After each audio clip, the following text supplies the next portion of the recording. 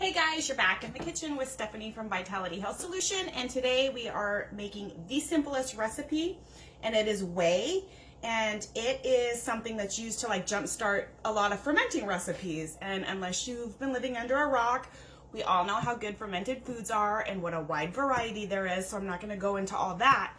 But a lot of recipes, when it comes to fermentation, is going to ask you to use whey.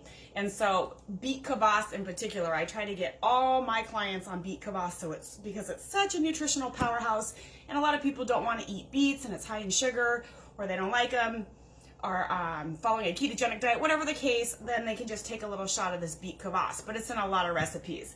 And so when I tell people to make that, they always come back with me like, what is whey? You want me to put like a protein powder in it? No, not a protein powder. This is what whey is. And this is a baby batch because I happen to have some raw goat milk in my fridge that was about done for it.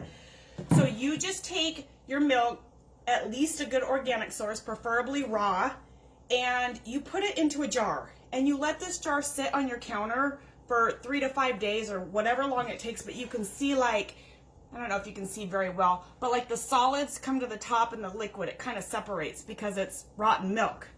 So then you just take your strainer, you put a towel over it, and all you do is empty this separated milk into your strainer.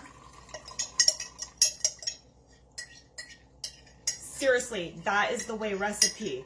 So the stuff that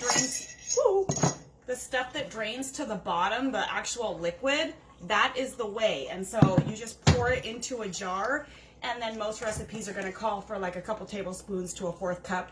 This just jump starts your fermenting recipe, or even if you're making like homemade mayonnaise or something, it will make your recipe last for months and months because of this fermentation liquid or whey. Now what I do is I really like goat cheese, and so I prefer to use raw goat milk because these, after this drains all the way, the solids that are left on the top, this is just essentially cream cheese. So because I like goat cheese, I always use raw goat milk because then I have goat cheese.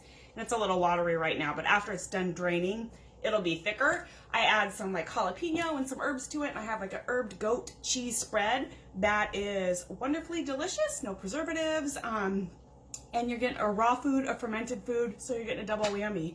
So that is how to make whey.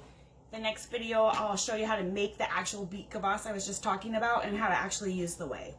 Like the video, comment, share, tell me about your favorite recipes, and if you have a good fermenting recipe that's off the beaten path, let me know.